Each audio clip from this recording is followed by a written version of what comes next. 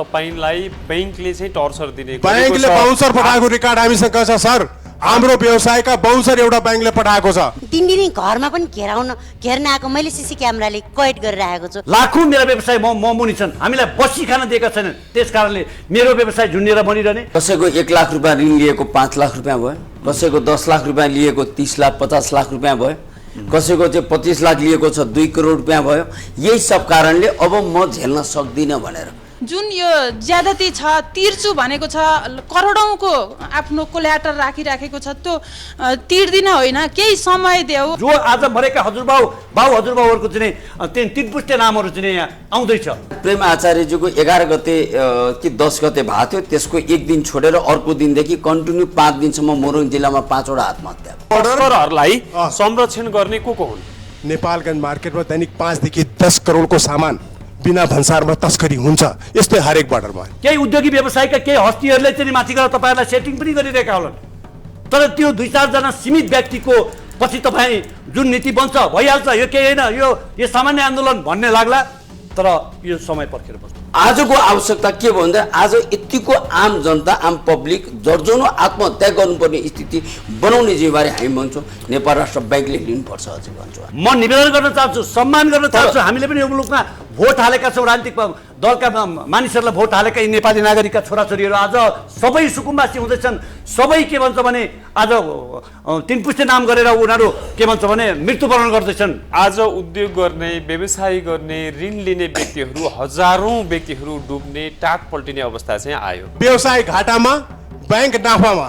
आजको दिनको अवस्था कस्तो छ? तपाईहरुले भोगेको पीडा चाहिँ कस्तो छैन? आज 1 लिटर पेट्रोलमा, 1 लिटर डिजेलमा 50 देखि 60 रुपैयाँ चाहिँ नेपाल सरकारले कर लाउँछ। त्यही कर कटौती गरिदेऊ न, त्यही कर 60 रुपैयाँ कटौती पर लिटरमा कटौती गर्ने भने बजारमा भएको कालाबजारी केही न केही कन्सिडर हुन्छ नि। मर्न लागेको त मकै पोलेर बसिरहेको मान्छे। हामी 20 वर्षदेखि एउटा बैंकको सेवा गरेर बसेछौँ। त्यो बैंकले हामीले टर्चर गर्न मिल्छ 3 महिना ब्याज नतिरेर। तपाईँ 8% एग्रिमेन्ट गर्नुभयो, अहिले 16% माग्नुहुन्छ।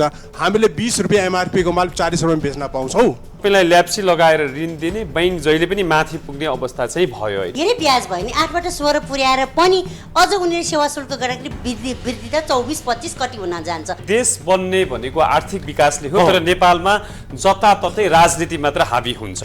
भन्सारको टार्गेट पूरा गर्ने, हामी आन्तरिक राजस्व कार्यालयको टार्गेट पूरा गर्ने, हामी वाणिज्य कार्यालयको टार्गेट पूरा गर्ने, हामी एटीएम मसिन हो। म अनुरोध गर्न चाहन्छु, यो आगोको झिल्का हो।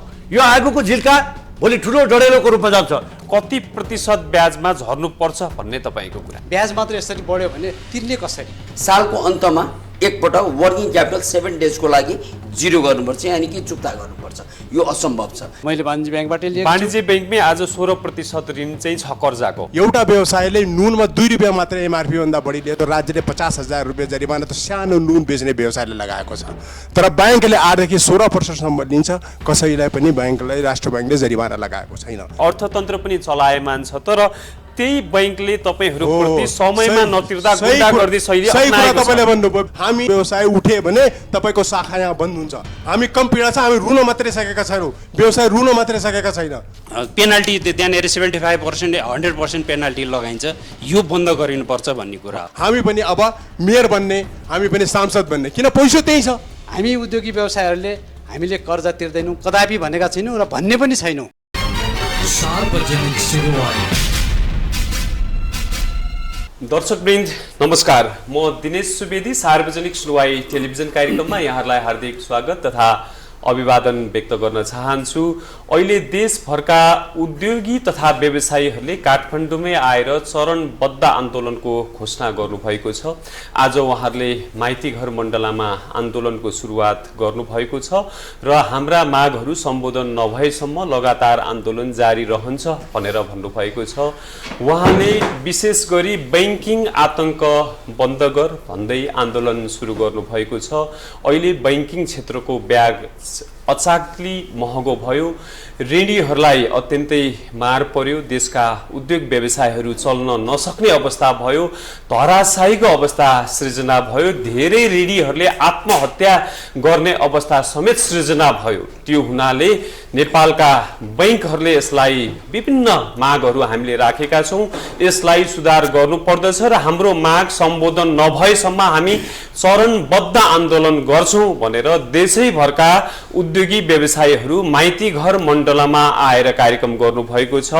भोलिको कार्यक्रम उहाँले बालुवाटारमा प्रधानमन्त्री कार्यालय अगाडि गर्ने भनेर भन्नुभएको छ र लगातार हामी कार्यक्रम गर्छौँ भन्नुभएको छ। उहाँहरूको माग के हो, नेपालको उहाँहरूले माग राखेको सन्दर्भमा समस्याहरू के छन् र समाधानका उपायहरू के हुनु पर्दछ र कसले के गर्नु पर्दछ भन्ने विषयमा आजको सार्वजनिक सुनवाई टेलिभिजन कार्यक्रममा हामी छलफल गर्नेछौँ। दर्शकवृन्द, आजको कार्यक्रममा वक्ताको रूपमा बोल्नको लागि दुईजना व्यक्तित्वहरू हुनुहुन्छ। एकजना हुनुहुन्छ नवीन रिजाल, उहाँ बैंक तथा वित्तीय सङ्घर्ष समितिका संयोजक हुनुहुन्छ तथा उहाँ मोरङ व्यापार सङ्घको अध्यक्ष समेत हुनुहुन्छ। त्यसैगरी अर्का व्यक्तित्व हुनुहुन्छ सरोज सिटौला, उहाँ नेपाल यातायात व्यवसायी राष्ट्रिय महासङ्घका वरिष्ठ उपाध्यक्ष समेत हुनुहुन्छ। दर्शकवृन्द, त्यसैगरी उद्योग व्यापारसँग सम्बन्धित विभिन्न व्यक्तित्वहरू यहाँ हुनुहुन्छ। विभिन्न जिल्लाबाट उहाँहरू प्रतिनिधित्व गर्नुहुन्छ। विभिन्न जिल्ला उद्योग व्यापार सङ्घसँग उहाँहरू सम्बन्धित हुनुहुन्छ। उहाँहरू आफैले पनि व्यापार व्यवसाय उद्योग सञ्चालन गर्नुभएको छ र यहाँ उपस्थित हुनुभएका व्यक्तिहरू आजको समस्या सन्दर्भमा पीडित व्यक्तित्व समेत हुनुहुन्छ। दर्शकवृन्द, अब हामी आजको विषयवस्तुमा नेपालको बैंकिङ क्षेत्रबाट पीडित भयौँ भनेर उहाँहरूले माग राखिरहँदा नेपालको बैंकिङ क्षेत्रबाट पीडित हुनुका कारणहरू के हुन् भनेर उहाँहरूले सङ्घर्ष गर्नुभएको छ। उहाँहरूले गरेको सङ्घर्ष र विषयवस्तु सन्दर्भमा हामीले तयार पारिएको छोटकरी क्लिपिङ यहाँहरू सामु प्रस्तुत गर्दैछौँ। यति बेला उद्योगी व्यवसायी आन्दोलनमा छन्। उनीहरू स्थानीय तहबाट प्रदेश हुँदै केन्द्रमा आन्दोलनका कार्यक्रम बढाउँदै आइतबार माइती घरमा विभिन्न मागसहित प्रस्तुत भए। व्यवसायको मुख्य माग बैंकको ब्याजदर घटाउनेदेखि मौद्रिक नीति परिमार्जन समेत छ। बैंक तथा वित्तीय संस्थाबाट महँगो ब्याज असुली भएको भन्दै प्रदर्शनकारीले रोचक नारा लेखिएको प्ले कार्ड बोकेका थिए। केहीको प्ले कार्डमा लेखिएको थियो बैंक सधैँ नाफामा, उद्योगी व्यवसाय घाटामा। केहीले बैंकिङ ब्याज दर 1 अङ्कमा कायम गर्न माग गरेको प्ले कार्ड बोकेका थिए। उद्योग व्यापार बचाऊ, राष्ट्रिय अर्थतन्त्र उठाउको नाराको प्ले कार्ड पनि देखिन्थ्यो। बैंकहरूले ज्यादती गरेको आरोप उनीहरूको छ। व्यावसायिक संगठनले संयुक्त रूपमा आन्दोलन सुरु गर्नुअघि सरकारलाई पटक पटक ध्यानाकर्षण गराएका थिए, तर सरकारले यसतर्फ ठोस नीति बनाएर राहतको कार्यक्रम ल्याउन सकेको छैन। वास्तवमा अब यहाँले देखिसक्नु भएको छ, जुन अहिले यो राष्ट्र बैंकको नयाँ नीतिले, नयाँ पोलिसीले गर्दाखेरि बैंक वित्तीय संस्थाको चर्को ब्याजदरले गर्दाखेरि व्यापार व्यवसायहरू सडकमा आउने अवस्था आइसकेको छ। होइन, हामीले चरणबद्ध रूपमा हामीले आन्दोलन पनि गर्यौँ, तर कुनै कुराको सुनाइ पनि भइरहेको छैन। त्यसले गर्दाखेरि आज हामी यो जुन अहिले सडकमा आउनुपर्ने अवस्था छ, हामी व्यापार व्यवसायहरू यो सडकमा आउनुपर्ने, हामीले अहिलेसम्म सबैको लागि, अरूको लागि हामीले आन्दोलन गर्यौँ, तर आफ्नो लागि हामीले आन्दोलन गरेको थिएनौँ। उद्योगी व्यवसायीहरू पीडा पोख्दै सम्बन्धित निकायसँग पुगिसकेका छन्। उनीहरूले प्रधानमन्त्री प्रचण्डलाई समेत भेटिसकेका छन्। देशको अर्थतन्त्र सहज अवस्थामा नरहेको स्वयं प्रधानमन्त्री प्रचण्ड स्वीकार्नुहुन्छ, तर यसको समाधानतर्फ ठोस कदम चालिएको छैन। देशको अर्थतन्त्र धराशयी हुने दिशातर्फ बढिरहेको छ। बैंकहरूले पुराना ऋणीका लागि ब्याज नबढाई नयाँ ऋणी खोज्न ब्याज घटाउने निर्णय लिएका छन्, जुन चैत 1 गतेबाट लागू हुन्छ। सरकारले पनि कर्जा लिएर लगानी गरेकाहरूको लगानी सुरक्षामा गम्भीरता देखाएको छैन। यसले ठूलो आर्थिक दुर्घटनाको खतरातर्फ देशलाई बढाइरहेको छ। अर्थतन्त्र यति ठूलो सङ्कटतर्फ बढिरहँदा प्रधानमन्त्री प्रचण्डले यति धेरै दिनसम्म अर्थमन्त्री नियुक्त गर्न सक्नु भएको छैन। उद्योग व्यवसायमा व्यस्त भई देशको अर्थतन्त्र उकास्न योगदान दिनुपर्ने उद्योगी व्यवसायी समेत माइती घरमा आन्दोलनमा आउनु अवस्था बनेबाट अर्थतन्त्र सरकारको नियन्त्रण बाहिर जाने खतरा देखिन्छ। दर्शकवृन्द, म अब कार्यक्रमलाई अगाडि बढाउन चाहन्छु। कार्यक्रमको सुरुमा यहाँ उपस्थित हुनुभएका सहभागीज्यूहरू मध्येतिर म दुईजना सहभागीज्यूसँग जान चाहन्छु। उहाँहरूले आजदेखि बैंकिङ आतंक बन्द गर भनेर विभिन्न माग राखेर आन्दोलन सुरु गर्नुभएको छ। उहाँहरूले राखेको माग, उहाँहरूले भोगिरहेको समस्याहरू चाहिँ के हुन् भन्ने सन्दर्भमा यहाँ उपस्थित हुनुभएका सहभागीज्यू मध्ये म दुईजनातिर जान चाहन्छु। नमस्ते, म सजना श्रेष्ठ नेमको ललितपुर उद्योग वाणिज्य सङ्घ उद्योग संयोजक र म एउटा बिजनेस पनि गर्छु। आजदेखि उद्योगी व्यापारीहरूले चाहिँ बैंकिङ आतङ्क बन्द गर भनेर मागै राखेर तपाईहरू सङ्घर्षमा उत्रिनु भएको छ। तपाईहरू सङ्घर्षमा उत्रिनुको कारण चाहिँ के हो?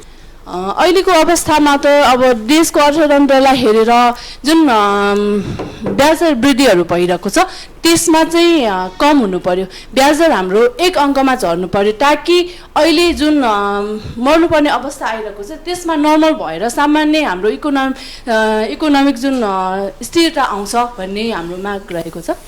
नमस्ते, म पिताम्बर जोशी कञ्चनपुर उद्योग वाणिज्य सङ्घको अध्यक्ष।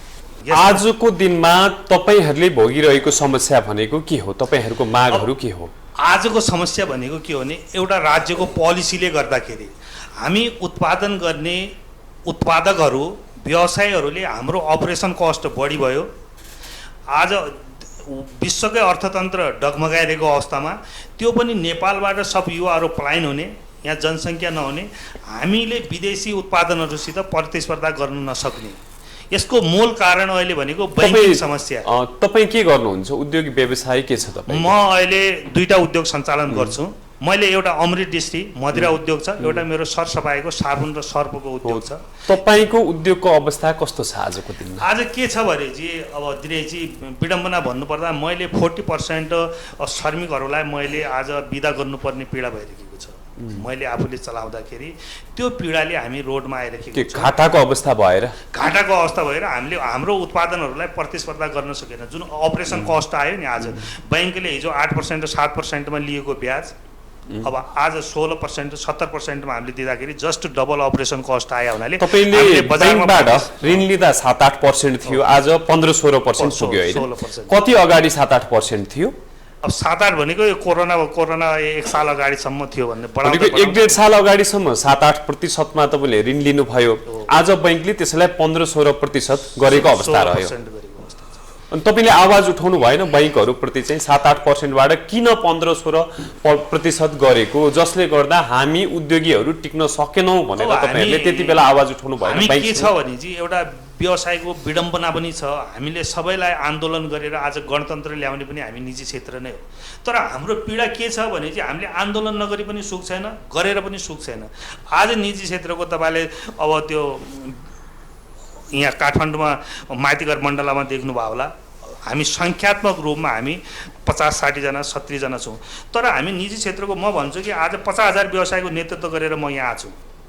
भोलि आवश्यकता पर्यो भने कञ्चनपुरबाट 50,000 व्यवसायी काठमाडौँमा उत्रिन्छन्। बालवाटार प्रधानमन्त्री या राष्ट्र ब्याङ्क अब घेर्नलाई हामी 50,000 व्यवसायी आउँछौँ। आज म एकजना सिङ्गल आएको छु त्यहाँबाट।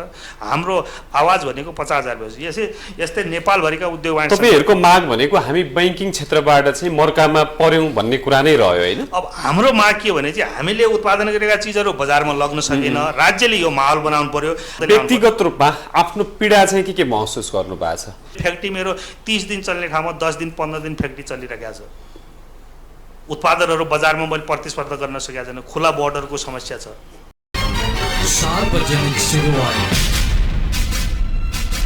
दर्शकबिन, त्यसै गरी कार्यक्रममा उपस्थित हुनुभएका नवीन रिजालज्यूतिर म जान चाहन्छु। उहाँ बैंक तथा वित्तीय समस्या समाधानार्थ सङ्घर्ष समितिका संयोजक हुनुहुन्छ। नवीन रिजालज्यू, यहाँलाई स्वागत छ। तपाईहरूले आज देशभरका उद्योगी व्यवसायीहरूलाई चाहिँ नेतृत्व गर्दै एउटा सङ्घर्षको कार्यक्रमहरू चाहिँ सुरु गर्नु भएको छ। तपाईहरूको चाहिँ माग के हो? किन सुरु गर्नुभयो यो सङ्घर्ष? हाम्रो यस्तो हो, हामीले वास्तवमा विगतमा 1 वर्षदेखि नै हामीले यो कुराहरू उठाइरहेको थियौँ। जब नेपाल राष्ट्र ब्याङ्कले मौद्रिक नीति लगायत कि अगाडिको दिन त्यतिखेर 7.5-8% को इन्ट्रेस्ट रेट थियो, त्यो केवल देशको स्थिति अर्थतन्त्र खराब हुने अवस्थामा अगाडि बढ्दैछ। तपाईहरु नयाँ जुन नीति लिएर आउनुहुन्छ यसले तरलताको अभाव गर्छ र बैंक ब्याज दर 16-18-20% लिएर जान सक्छ। त्यसकारणले अहिले जुन यो नीतिहरू ल्याउन खोज्दै हुन्छ आजको आवश्यकता होइन। भर्खर हामी कोभिडबाट उगिरिएको अवस्था छ। यो अवस्थालाई तपाईहरुले देशको अर्थतन्त्र बलियो बनाउने हो भने अलिक दिन चुप लाएर बसेर तपाईले भनेका कानुनहरू बनाएका नीतिहरू सम्पूर्ण उद्योगिक व्यवसाय मान्छन् है भनेर हामीले ज्ञापन पत्र दियौँ। त्यसपछि उहाँहरूले मान्नु भएन, सडक आन्दोलन सुरु गर्यो। भन्दाखेरि आज के स्थिति आयो? आज चर्को ब्याङ्क ब्याज दरको स्थिति आयो। चालु पुँजी कर्जा निर्देशिका जुन त्यो भित्र क्लजहरू यस्ता यस्ता क्लजहरू छ जुन असम्भव छ। जस्तो एउटा क्लज के छ भनेदेखि सालको अन्तमा एकपटक वर्किङ क्यापिटल 7 डेजको लागि 0 गर्नुपर्छ, यानि कि चुक्ता गर्नुपर्छ। यो असम्भव छ। यसमा हामीले राज्यलाई के भने, यदि उद्योगिक व्यवसायमाथि यदि यसरी थुपार्न खोजिन्छ भने ब्याङ्कले पनि 7 दिनको लागि सालमा एकपटक आफूले डिपोजिटरको पैसा पनि फिर्ता गर्न सक्छ के? पक्का पनि सक्दैन। ब्याङ्कले नेपाल राष्ट्र ब्याङ्कसँग जुन लिएको ऋण त्यो फिर्ता गर्न सक्छ? सक्दैन। भने उद्योगिक व्यवसायलाई 7 दिनसम्म चाहिँ ऋण चुक्ता गर भनेर घाँटी राखेर कसरी सक्छ? त्यो मुद्दा ल्यायौँ हामीले प्रिमियमको कुरा गऱ्यौँ। प्रिमियम दर जुन बेला 6.5% इन्ट्रेस्ट रेट थियो, घरमा आएर 0.25% या 0% प्रिमियम दरमा हामीलाई ऋण दिनु। आजभन्दा 5 वर्ष 4 वर्ष 3 वर्ष अगाडि। अनि आज एकैपटक 16-18% गर्दा के इन्डस्ट्रियलाइजेसन हुन्छ? औद्योगिकरण सम्भावना छ? पक्का पनि छैन भनेर भन्यो। सिडी रेसियो ल्यायो, त्यसलाई खारेज गरेर त्यसले 2.5 खर्ब रुपियाँमा त्यसले स्कार्सिटी ल्यायो। त्यसले एउटा त हामी के गर्दैछौँ, एउटा यो कुरा जानकारी देशभरिको जनताले जानकारी पाउन जरुरी छ। हामीले गणतन्त्र, लोकतन्त्र, सबै तन्त्र लिएर आउँदाखेरि पनि बहुमतको सरकार, 2/3 सरकार, अझै 1 महिना अगाडि त पुरा सांसदै एउटा सरकारभित्र थियो। यति हुँदाहुँदै पनि हामीले के दियौँ राज्यलाई भन्दा 30-32 हजार खरब रुपियाँभन्दा बढी चालु खर्चमा खर्च गऱ्यौँ। हाम्रो हैसियत थियो त? हामी अविकसित मुलुक, सानो मुलुक, गरिब देश 1000 खरबभन्दा बढी खर्च गऱ्यौँ र विकास खर्चमा 100-200 खरब मात्रै गऱ्यौँ। भनेपछि हामी कहाँ छौँ त? भन्दाखेरि हाम्रो के हैसियत छ यति खर्च गर्ने? हामी जस्तै अन्य मुलुकहरूले यसरी खर्च गर्दा कुन अवस्था भयो? हाम्रो देशका विज्ञहरूलाई के थाहा छैन? नेपाल राष्ट्र ब्याङ्क यति वर्षसम्म चलाउँदै हुनुहुन्छ, 32 वर्षदेखि, उहाँहरूलाई थाहा छैन। त्यसकारण हामीले भन्यौँ कि तपाईँले जुन लिने यो ब्याङ्कलाई पनि नेल कस्ने काम समयमा गर्नुहोस्, जसले गर्दाखेरि अर्थतन्त्र धाराशायी हुनबाट रोक्छ। हामी उद्योगिक व्यवसायलाई पनि तपाईँले नेल कस्ने काम गर्नुहोस्, केही पनि छैन। तर के भन्दाखेरि आजको आवश्यकता के भयो भन्दा आज यतिको आम जनता, आम पब्लिक दर्जनौं आत्महत्या गर्नुपर्ने स्थिति बनाउने जिम्मेवारी हामी भन्छौँ नेपाल राष्ट्र ब्याङ्कले लिनुपर्छ अझै भन्छौँ हामी। आज दर्जनौं व्यक्तिहरू आत्महत्या गर्ने अवस्था बन्यो, गरि पनि रहेका छन् भन्ने कुरा गर्नुभयो। त्यस्तो रेकर्ड तथ्याङ्कहरू छ तपाईका? पक्का पनि छ, पक्का पनि छ। आत्महत्याको दर बढिरहेको छ। बकाइदा सुसाइड नोट लेखेर गरिरहेको मान्छेहरूले आत्महत्या गरिरहनु भएको छ। हामी सायद प्रेम आचार्यको घटना त सार्वजनिक भइहाल्यो हैन? सार्वजनिक नभएका त्यस्ता घटनाहरू पनि अहिले लगातार घटिरहेका छन्। सायद प्रेम आचार्यजीको 11 गते कि 10 गते भएको थियो, त्यसको एक दिन छोडेर अर्को दिनदेखि कन्टिन्यू 5 दिनसम्म मोरङ जिल्लामा 5 वटा आत्महत्या भयो। हामीले त्यतिखेर तुरन्तै अर्थमन्त्रीज्यूलाई फोन गरेपछि उहाँले नेपाल राष्ट्र ब्याङ्कले जुन ब्याङ्कलाई दिने जुन ऋणको रेट हो त्यसलाई घटाउनु भएको थियो। यो 5 वटा आत्महत्या लगातार भयो भन्नुभयो नि। प्रेम प्रसाद आचार्यको आत्महत्या भइसकेपछि उहाँहरूको विषयवस्तु पनि यही नै थियो। आर्थिक क्षेत्रबाट, बैंकिङ क्षेत्रबाट प्रताडित भयौँ हैन, हामी माथि अन्याय भयो, पीडा भयो भनेर आत्महत्या भएको हो। कसैको 1 लाख रुपियाँ ऋण लिएको 5 लाख रुपियाँ भयो, कसैको 10 लाख रुपियाँ लिएको 30 लाख 50 लाख रुपियाँ भयो, कसैको चाहिँ 25 लाख लिएको छ 2 करोड रुपियाँ भयो। यही सब कारणले अब म झेल्न सक्दिनँ भनेर भन्। त्यसपछि हामीले फेरि ज्ञापन पत्र हामीले नेपाल राष्ट्र ब्याङ्कमा दियौँ कि तपाईँ अहिले पनि चाहन्छ जे हामी निजी क्षेत्रलाई क्षति भयो अगाडिको दिनमा अरू आत्महत्या नहोस् भनेर हामीले फेरि चिठी पठायौँ। हाम्रो माग सम्बोधन भएन भन्ने कुरा हो। अहिले तपाईँहरूको माग सम्बोधन भइरहेको छैन, जस कारणले तपाईँहरू सडकमा आउनुपर्ने परिस्थिति बन्यो। कहिलेसम्म यो आन्दोलन जारी रहन्छ तपाईँ? हामीलाई सोलुसन चाहियो। अब सोलुसन भनेको अब हामीले एउटै देखेका छौँ, यो हाम्रो बाध्यता हो। हामीले नेपाल राष्ट्र ब्याङ्क अगाडि हामीले आज माइतीघर मण्डलामा आफ्नो आवाजहरू राज्यसम्म पुगोस् भनेर बसिरहँदा पनि अब यतिको बेरसम्म केही खबर आउँछ कि भने आएको छैन। भनेको मतलब हामीले भोलिको आन्दोलनको घोषणा गरिसकेका छौँ। हामी नेपाल राष्ट्र ब्याङ्क अगाडि राज्यलाई घचघचाउने काम गर्छौँ धरना दिएर। दर्शकवृन्द, त्यसै गरी प्रस्तुत कार्यक्रममा उपस्थित हुनुभएका सरोज सिटौला ज्यूतिर म जान चाहन्छु। तपाईहरूले पनि पटक पटक माग राखेर आन्दोलनको घोषणा गर्नुभयो, सडकमा तपाईहरू पनि आइराख्नु भएको छ। अहिले तपाईहरूको माग भनेको के हो? धन्यवाद दिनेशजी। हरेक पेसा व्यवसाय एकअर्काका परिपूरक छन् होइन। यातायातले कपडालाई छोएको हुन्छ, यातायातले सिमेन्टलाई छोएको हुन्छ, सिमेन्टले यातायातलाई छोएको हुन्छ होइन। फलाम फ्याक्ट्रीले अर्को यातायातलाई छोएको हुन्छ, औषधिले कुनै केलाई छोएको हुन्छ। हरेकको एकअर्काका परिपूरक छन्। आज ब्याङ्किङ र वित्तीय संस्थाबाट प्रताडित भएर हामी यो प्रताडित शब्दहरू म सिंहदरबार र बालुवाटारलाई म अनुरोध पनि गर्न चाहन्छु होइन। ब्याङ्कहरूले त ब्याङ्क वित्तीय संस्थाले अघि यहाँले चाहिँ सुरुमा कुरा उठाउँदा तपाईँले स्टार्टमा चाहिँ घनश्यामपुरका अध्यक्षज्यूलाई भन्नुभएको थियो तपाईँले कतिमा पहिला ब्याजमा लिनुभएको थियो, अहिले कति भयो होइन।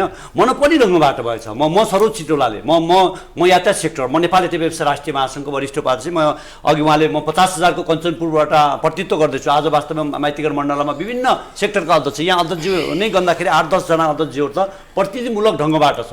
मैले 4 लाख सवारी साधनको म नेतृत्व गर्छु होइन। अनुमानित 10 खरब रुपियाँ नेपालको ट्रान्सपोर्टमा लगानी छ। त्यसको मूल राजस्वको चाहिँ मुलुकको मूल राजस्वको 20% भन्दा ज्यादा चाहिँ अग्रिम राजस्व नेपालको ट्रान्सपोर्टले तिरेको छ। त्यस्तै गर्दै हरेक उद्योग व्यापार व्यवसायले त्यसै गरेको र तिरेको हुन्छ। हरेक समय हामीलाई प्रयोग गरियो के, मुलुकका निजी क्षेत्रलाई प्रयोग गरियो होइन।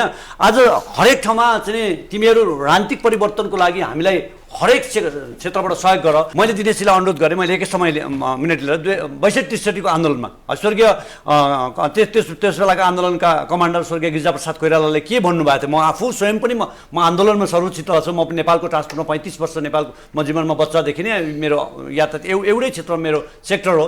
त्यतिखेर सबै घर ग्यारेजमा आफ्ना सबै सवारी साधन उद्योग धन्दा काल कारखाना सबै राखेर तपाईँहरू आउनुहोस्, हुमिनुहोस्, मुलुकको परिवर्तन गर्नको राष्ट्रता सबै फालेर मुलुकमा चाहिँ सङ्घीय गणतन्त्र आदि इत्यादि ल्याउने र तपाईँहरूको त्यो जति दिन चाहिँ बन्द हडताल सवारीहरू अथवा चाहिँ उद्योग धन्दा बन्द हुन्छ त्यो बेलाको ब्याङ्कको ब्याजहरू चाहिँ मिना गरिन्छ भन्ने घोषणा गर्नुभएको छ। त्यस्ता कुरा त कहाँ गए विभिन्न मेची महाकालीमा सबै मान्छे प्रताडित भएर यो कार्यक्रम सुनिरहेका छन्, हेरिरहेका छन्।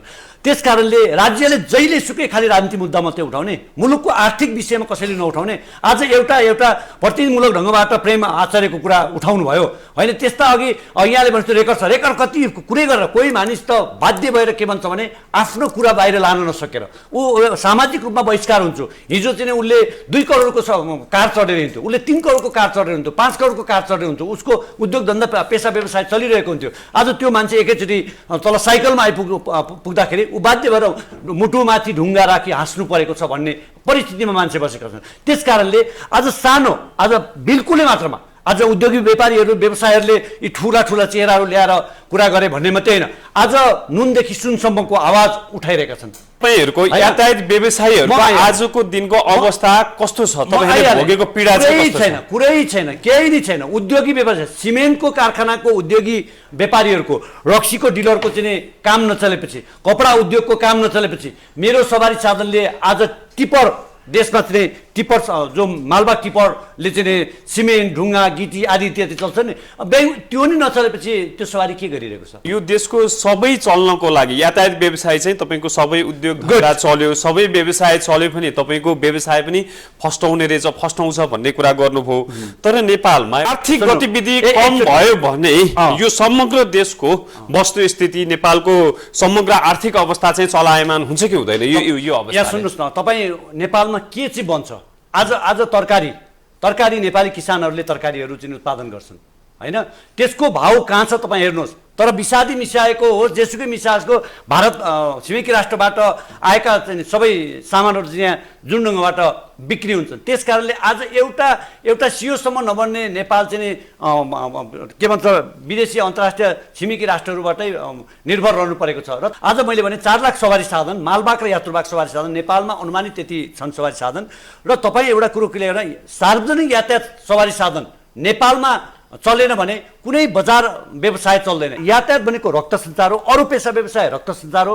त्यसकारणले मैले तपाईँलाई निवेदन के गर्न चाहन्छु भने अहिले पछिल्लो अवस्थामा ब्याङ्कहरूलाई हामीले के भन्छ भने यी सबै पेसा व्यवसाय धरापमा भए राज्य सरकार तिमीले अहिले के भन्छ भने अहिले बहस के भइरहेको छ, अहिले राजनीतिक मुद्दाहरू नै चलिरहेका छन्। राजनीतिक मुद्दा हजारौँ लाखौँ वर्ष चलिरहन्छ होइन। अहिले हेर्नुहोस् अब के भन्छ सांसदको पारिश्रमिकका विषय कुरा उठिरहेका छन्। हामीलाई दुःख लाग्छ के स्थानीय तहका चाहिँ प्रतिनिधिहरूको चाहिँ तलब सुविधाहरूको चाहिँ कुरो उठिरहेको छ होइन। प्रदेशको चाहिँ सुविधाका कुरा उठिरहेका छन्। सङ्घीय सरकारमा रहेका सांसद मान्यजीहरू मन्त्रीजीहरूको पारिश्रमिकको कुरा उठाउँछ। जनता प्रताडित भएर सडकमा आएका छन्। जो आज मरेका हजुरबाउहरूको चाहिँ तीन पुस्ते नामहरू चाहिँ यहाँ आउँदैछ। त्यस कारणले सबै नेपालभरिका उद्योगी व्यवसायहरू यति प्रताडित हुँदाखेरि म अनुरोध गर्न चाहन्छु तपाईँको यो आजको कार्यक्रम मार्फत अनुरोध गर्न चाहन्छु देशभरिका सबै पेसा व्यवसायका मान्छेहरू एकट्ठा हुनुपर्छ। आज राजनीतिक पार्टीहरू फेला हुँदै गर्दाखेरि सबै आज गठबन्धन गर्नुपर्छ भनेर जसरी गठबन्धन गरे म आह्वान पनि गर्न चाहन्छु। यो टेलिभिजन माउन्टेन टेलिभिजनको यो अत्यन्त पपुलर कार्यक्रम मार्फत म निवेदन गर्न चाहन्छु देशभरिका सबै निजी क्षेत्रका सबै आफ्नो स्वार्थभन्दा माथि राखेर कुनै राजनीतिक पार्टीको खोलोडे होइन नितान्त प्रोफेसनल व्यावसायिक मुद्दामा उठाउनको लागि मुलुकभरिका सबै पेसा व्यवसायहरू एकट्ठा हुन र एक ठाउँमा आएपछि मात्रै राज्यले सुन्ने हो कि भन्ने पनि लागेको छ। म तपाईँलाई यहीँनिर के भन्छु भने सम्मान्य प्रधानमन्त्रीज्यू अहिले पछिल्लो अवस्थामा प्रधानमन्त्रीहरू त कति आउनुभयो, राज्य कति परिवर्तन भयो, चेन्ज भयो, त्यो अब धेरै लामो समय जान्छ।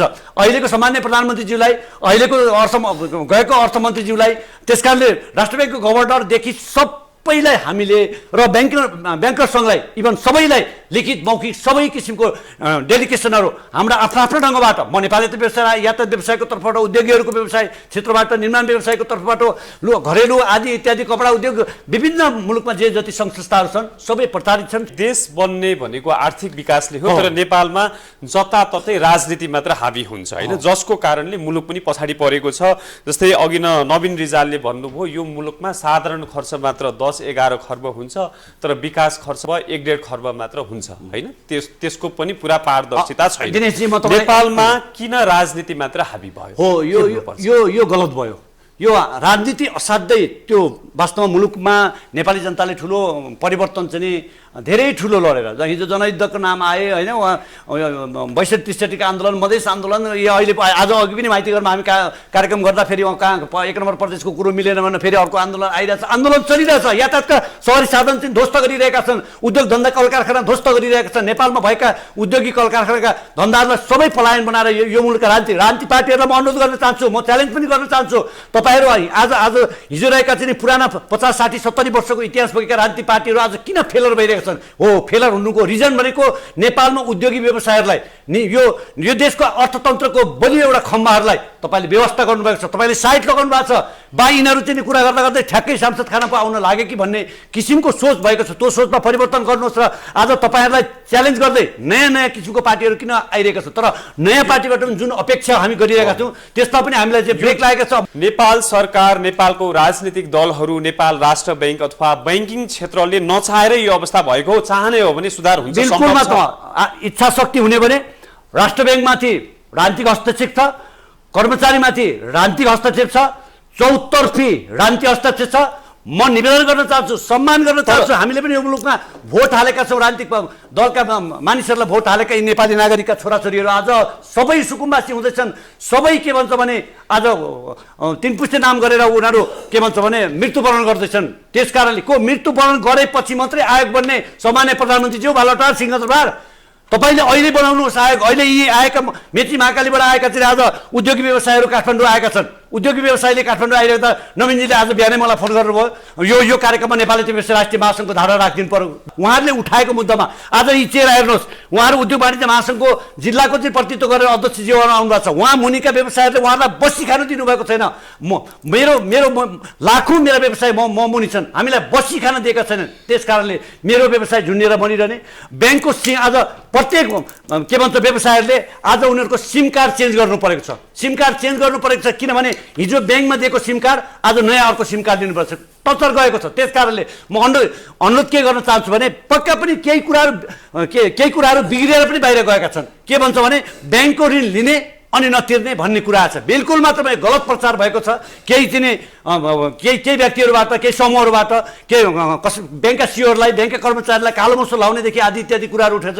यो बिल्कुल प्रोफेसनल नेपालको यो चेहराहरूको यो देशका व्यवसायहरूको यो उद्योगी व्यापारी व्यवसायहरूको बिल्कुल मात्रमा त्यो विषय होइन। तर के भन्छ भने यो अहिले देखिएको होला, रिपोर्टिङ भइरहेको होला के भन्छ माइतीको मण्डलमा यसरी आज यति व्यवसाय आएका थिए भन्ने रिपोर्टिङ गभर्मेन्टको निकायमा भइरहेको होला। तर म अनुरोध गर्न चाहन्छु, यो आगोको झिल्का हो।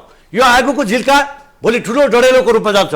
डढेलोको रूपमा गइसक्यो भने हिजो अस्ट्रेलियामा कुन कुन देशमा चाहिँ त्यहाँ सानो झिल्कोलाई चाहिँ नियन्त्रण गर्न नसक्दा मुलुकै महिनौँ लाग्यो त्यहाँको आगो निभाउन। त्यस कारणले भोलि हेर्नुहोस्, तपाईँहरू सत्ता त चलाइरहनुहुन्छ, घुमिरहनुहुन्छ, त्यस कारणले उद्योगी व्यापारी व्यवसायलाई प्लिज तपाईँ यो देशका के भन्छन् ब्याङ्कका जसले ऋण लिएको छ ती ऋण लिने ऋणीहरू ब्याङ्कका निजी ब्याङ्क तथा वित्तीय संस्थाका चाहिँ लक्ष्मी हो हामी। यी लक्ष्मीहरूलाई तपाईँहरूले स्वागत गर्नुहोस्। यहाँले भन्नुभयो यदि राज्यले चाह्यो भने यो समस्या समाधान हुन सक्छ भनेर यहाँले भन्नुभयो।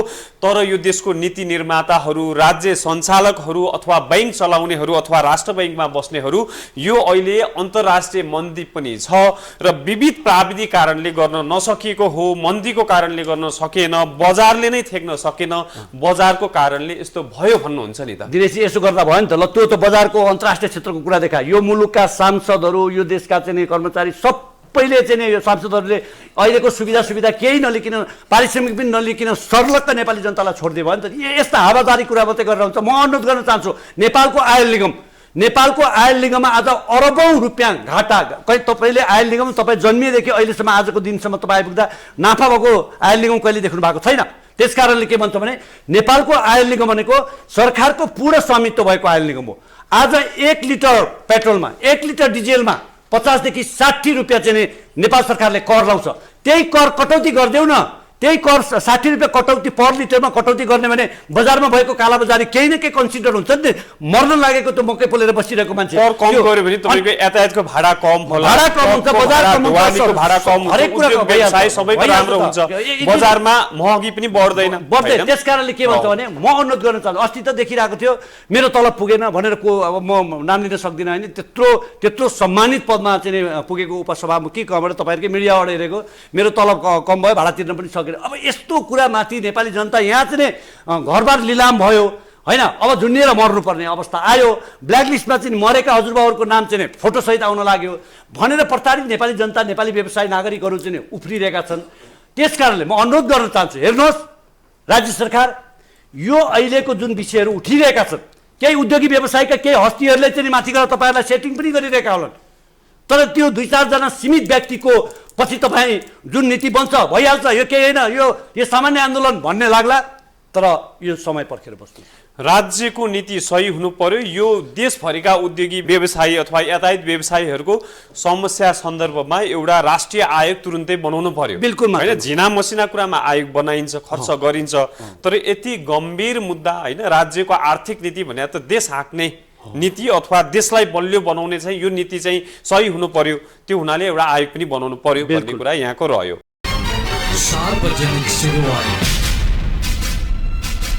दर्शकवृन्द, त्यसै गरी यहाँ सहभागी हुन आउनुभएका विभिन्न देशभरिबाट विभिन्न उद्योग वाणिज्य सङ्घलाई उहाँहरूले प्रतिनिधित्व गर्नुहुन्छ। प्रतिनिधिमूलक रूपमा उहाँहरूसँग म पुनः जान चाहे। मेरो नाम अब्दुल वाहिद मन्सुरी, म नेपालगञ्ज उद्योग वाणिज्य सङ्घको अध्यक्ष। 20औं वर्षदेखि कसैको 20 वर्ष पुरानो होला, कसैको 30 वर्ष पुरानो होला व्यापार अथवा उद्योग, कसैको 3 पुस्ता होला, हामी ट्याक्स तिर्दै आइरहेका छौँ। 20औं वर्षदेखि हामी ब्याङ्कमा ब्याज तिर्दै आइरहेका छौँ। तर अहिले अवस्था के हो भने कोरोनामा पनि हामीले ब्याज तिर्दै आइरहेका छौँ। तर अहिले बाहिर हेर्दाखेरि व्यवसायीले ब्याज तिर्नै चाहिएन, व्यवसायीले चाहिँ लोन तिर्नै चाहिएन, लोन पछि गर्न लाग्यो भनेर यस्तो मिडियामा आइरहेको छ। म के भन्न चाहन्छु भने हामी 20औं वर्षदेखि एउटा ब्याङ्कको सेवा गरेर बसेछौँ। त्यो ब्याङ्कले हामीले टर्चर गर्न मिल्छ 3 महिना ब्याज नतिरेर। तपाईँ 8% एग्रिमेन्ट गर्नुभयो, अहिले 16% माग्नुहुन्छ।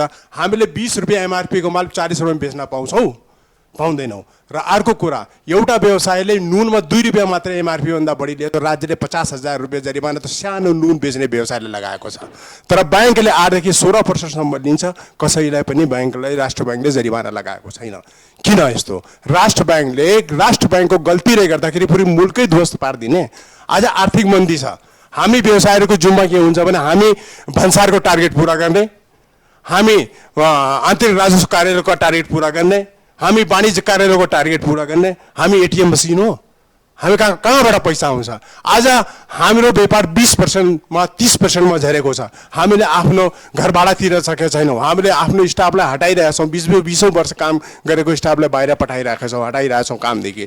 यतिखेर राज्यले हामीले नहेर्ने, हामीलाई दोस्रो दर्जाको नागरिक बन्ने, हामीलाई हेर्ने दृष्टिकोण फरक गर्ने, यो व्यवसाय यो लुटेको छ। आज व्यवसायले के गर्न लागेका छन् भने व्यवसाय बन्द गरेर अब हामी पनि नेता बन्नुपर्छ। धेरै व्यवसायहरू अहिलेको चुनावमा चाहिँ सांसद बनेका छन्, अहिलेको चुनावमा चाहिँ मेयर बनेका छन्। भोलि पर्सि हाम्रो व्यवसाय त ध्वस्त भइ नै सकेको छ। हामी पनि अब मेयर बन्ने, हामी पनि सांसद बन्ने, किन पैसा त्यही छ। हिजोको हामीले लिडरलाई हेरिरहेछौँ, हिजो कस्तो लिडर थिए, आज उहाँसँग सम्पत्ति कति छ, हिजोको जुन लिडरसँग के थियो आज के छ। तर हामी व्यवसाय जुन हाम्रो 3 पुस्तादेखि मैले व्यवसाय गरेको त्यहाँ हाम्रो जति सम्पत्ति थियो त्यसमा वृद्धि भएको छैन। अहिले आएर झन् घाटा भइरहेको छ। हाम्रो त ओपन बर्डर हो, तपाईँ हेरिराख्नु भएको छ, ओपन बर्डर हो। कृषिमा लगानी भनेर भन्छन्, के लगानी गर्छन् कृषिमा? हामी कुनै उत्पादन गर्छौँ, हामी आलु उत्पादन गरौँ भने सिजनमा आलुको दाम 10 रुपियाँ केजी हुन्छ। हाम्रो उत्पादन के हुन्छ, हाम्रो प्राइस 50 रुपियाँ केजी हुन्छ। त्यही भारतमा ठुलो आर्थिक छ, त्यहाँ ठुलो चाहिँ उत्पादन छ। त्यो आलु ल्याएर भन्सारबाट हाम्रो किसानलाई ध्वस्त पार्ने काम भइरहेको छ। सबभन्दा पहिला त यो किसानलाई कसरी बलियो पाल्ने, किसानलाई के दिने। यहाँ धेरै हामी कहाँ आउँछन् उद्योग वाणिज्य सङ्घमा, किनभने तराई भएको हुनाले धेरै एनजिओको साथीहरू हामी कहाँ आउँछन्, कृषि मन्त्रालयबाट आउँछन्, आएर एसी रुममा भाषण गर्छन्, एसी रुममा हामीसँग वार्ता गर्छन्। हामीसँग किन वार्ता गर्नुभयो? तपाईँले आफ्नो मर्म र पीडाहरू व्यक्त गर्नुभयो। तपाईँलाई बैंकले चाहिँ टर्चर दिने, बैंकले बाउन्सर पठाएको रेकर्ड हामीसँग छ सर। हाम्रो व्यवसायका बाउन्सर एउटा बैंकले पठाएको छ, बाउन्सरै पठाएको छ। त अहिले नै 1 महिना अगाडि हामी 1 वर्षदेखि आन्दोलनमा छौँ। बाउन्सर पठाएको रेकर्ड छ। बैंकले बाउन्सर पठाउन मिल्छ? बाउन्सर पठाएको छ। त्यो बिचारा व्यवसायलाई घरदेखि बाहिर निस्केर जाँदा उसले टर्चर गर्छ, फोनले टर्चर गर्छन्। मान्छेले 2 लाख रुपियाँ ब्याज तिरेको छ, त्यहाँ चिट्ठी पठाएर 15 दिनभित्र ब्याज तिर, नभए तिम्रो सबै सम्पत्ति लिलाम गर्छौँ। हामी झगडा गर्छौँ डेली। हामी म गएँ ब्याङ्कमा भने तपाईँ लिलाम गर्नुहोस्, कति सम्पत्ति लिलाम गर्नुहुन्छ, नेपालगञ्जभरिको सम्पत्ति लिलाम गर्ने अधिकार छ, तपाईँको ब्याङ्क पनि यहाँ हुँदैन, यो सोच्नुहोस्। हामी नेपालगञ्ज व्यवसाय उठे भने तपाईँको शाखा यहाँ बन्द हुन्छ, त्यस्तो हामी भनिरहेका छौँ। हामी कम पीडा छ, हामी रुन मात्रै सकेका छैनौँ, व्यवसाय रुन मात्रै सकेका छैन। तर हाम्रो पीडा बुझ्ने सरकार छैन, हामीलाई दोस्रो दर्जाको नागरिक भनिरहेछन्। यहाँ जुन रेडीको पैसाले बैंक चलेको छ, बैंक पनि नाफामा छ, अर्थतन्त्र पनि चलायमान छ, तर त्यही बैंकले तपाईँहरूप्रति समयमा नतिर्दा गुण्डागर्दी शैली अपनाएको छ। तपाईँले भन्नुभयो व्यवसाय घाटामा, बैंक नाफामा। हामी विदेशको कुरा गर्छौँ, विदेशको नीतिको कुरा गर्छौँ, भ्याट पनि त विदेशबाट ल्याएको हो। त विदेशमा के हुन्छ, बैंक डुब्छ, व्यापारी डुब्दैनन्। सरकारलाई म के भन्न चाहन्छु, जबसम्म यो हाम्रो अर्थतन्त्र कसरी बलियो हुन्छ, जबसम्म व्यापारी उद्योगी बलियो हुँदैनन्, हामी बलियो हुँदैनौँ भने सरकार बलियो हुँदैन। र बैंक नाफा छ, 4 जना 5 जना मिलेर बैंक खोलेछन्, त्यो 100% नाफामा, हामी 100% घाटामा हुने। नेपालमा दुःख बराबर गरौँ भन्ने छैन, हैन? छैन दुःख व्यवसाय सबै घाटामा, हामी व्यवसाय मात्रै दुःख बेरिरहेका छौँ अहिले, अरू कसैलाई दुःख छैन। तर सरकारले एउटा कुरो काहीँ सोच्दैन कि व्यवसाय प्लान भयो भने, व्यवसाय खतम भयो भने, उद्योगहरू खतम भयो भने यो देशको आर्थिक मन्दी कहिले पनि बाँधी हामी जान सक्दैनौँ। नेपालमा उद्योग व्यवसाय होइन, राजनीतिक उद्योग अथवा राजनीति उद्योग चाहिँ हो। त्यही भएर त हामी पनि अब नेता बन्ने लाइनमा छौँ। हामी पनि भोलि पर्सि सांसदै लड्नुपर्छ, किनभने तलब पनि पाउँछ, गाडी पनि पाउँछ, भत्ता पनि पाउँछ। बिना लगानी भाषा ठोको दुनियाँभरको भन्यो, हरेक चिज भन्यो, त्यसपछि मजाले 5 वर्ष मजाले खाना पाइयो नि त, मजाले भत्ता भाडा घर भाडा सबै पाउँछ। नेपालमा किन यस्तो भयो? राजनीति मात्र हाबी नेपालमा किन गरियो? राजनीति मात्र सबै थोक हो भनेर किन भनियो? र अर्थतन्त्र आर्थिक क्षेत्रलाई चाहिँ गुमराहमा र पछाडि किन पारियो? पछाडि पारियो। यहाँको ट्याक्सको सिस्टमले, यहाँको भन्सारको सिस्टमले, खुला बोर्डरमा आज नेपालगञ्ज मार्केटमा दैनिक 5 देखि 10 करोडको सामान बिना भन्सारमा तस्करी हुन्छ। यस्तै हरेक बोर्डरमा, नेपालगञ्ज मात्रै होइन, मेचीदेखि महाकालीसम्म बोर्डरमा तस्करी हुन्छ। 5 देखि 10 करोड रुपियाँको कति घाटा हुन्छ तपाईँ जोड्नुहोस्। 13% भ्याट, त्यो 15% मात्रै, एउटै भन्सारमा 5 देखि 10 करोड। सरकारको ध्यान त्यहाँ जाँदैन। सरकारको ध्यान कहाँ जान्छ? हामीले 5 नम्बर लिएर बसिरहेछौँ, 7,500 तिरिरहेका छौँ, 1 वर्ष तिरेन भने त्यसमा 1000 रुपियाँ जरिवाना सरकारको निगाह त्यहाँ छ। यति ठुलो तस्करी हुने गरिरहेको रहेछ। तपाईले सरकार, सम्बन्धित निकाय, भन्सार विभाग, भन्सार कार्यालय, प्रहरी प्रशासनलाई यो कुराको जानकारी गराउनु भएको छैन? गरायौँ हामी। प्रहरी प्रशासन भन्सार सबैलाई राखेर एउटा उद्योग वाणिज्य कार्यक्रम पनि गर्यौँ। एक दिन हामी सुन्नुहोस्, एक दिन हामी बोर्डरमा गएर आन्दोलन गर्यौँ। त्यति हुँदा नि सुनवाई त्यहाँ बोर्डरमा गएर आन्दोलन गर्दा भारतीय मिडियामा पनि न्युज आयो। त्यतिखेर हामी आधा घन्टा बस्यौँ, आधा घन्टामा सामान लानु पाउनु भन्सारतिर लानु भने 53,000 रुपियाँ उठेको रिकार्ड छ त्यहाँ। त्यतिखेर सुनवाई भएन। अर्थमन्त्रीज्यूसँग पनि बनियो, पहिलाको अर्थमन्त्री अहिलेको अर्थमन्त्री त्यो सबै सुनवाई भएन। हो, सुनवाई किन भएन भने त्यहाँ त अब धेरै ठुलो गेम हुँदो रहेछ। हेर्नुहोस् कस्तो गेम भन्नुहोस् त। अब गेम त तस्करीको गेम। तस्करी त जानेर हुन्छ नि, अनजानमा त हुँदैन। हामीले यति मात्रै भन्यौँ, त्यो 65 किलोमिटर बोर्डरहरूलाई संरक्षण गर्ने को हुन्? अब त्यहाँ को हुन्छ? हामी त बन्दुक लिएर जाँदैनौँ। यहाँ हामीले त भनेका थियौँ कि हामीलाई दिनुहोस् 10 जना, हामी 20 जना हामी उद्योग वाणिज्य सङ्घदेखि दिन्छौँ, इन्ट्री मात्रै लाग्छ भन्नुहोस् त। त्यो सब मिलीभगत हुन्छ त्यहाँ त। कसको नाम लिदिउँ? भन्सारमा कसको ड्युटी हुन्छ त्यो मिलीभगत हुन्छ। त्यस्तै त हो। 65 किलोमिटर सिमाना छ बाँके जिल्लाको भारतसँग। अन द रोड त माल रोकिदिनुहोस्। 60 ठाउँमा चेकिङ हुन्छ, 60 ठाउँमा चेकिङ हुन्छ त माल रोक्दैन। अन द रोड त रोकिदिनुहोस्। ल ठिक छ, जङ्गलबाट लग्यो त लग्यो, अन द रोड त रोकिदिनुहोस्। त्यो पनि भएन। 100 रुपियाँभन्दा बढी सामान ल्यायो भने चाहिँ भन्सार तिर्नुपर्छ। यो नेपाल सरकारको नियम हो। हामी माथि नियम लागू हुन्छ। एउटा कागज सादा राखेछ भने भ्याटको अनुगमन गयो भने 10,000 रुपियाँ जरिवाना लगाउने नियम छ। तर त्यहाँ कुनै नियम छैन कि नेपाली नागरिक इन्डिया जान्छन् भने आइडी चेक हुनुपर्छ, इन्डियन नागरिक नेपाल आउनुहुन्छ भने आइडी चेक हुनुपर्छ। त्यो आइडी चेकले पनि धेरै फरक पर्छ। मान्छे छैनन्, मेन पावर छैन भने उद्योग वाणिज्य सङ्घबाट हामी 10 जना कम्प्युटर दिएर त्यहाँ पठाइदिन्छौँ, त्यो पनि भएन।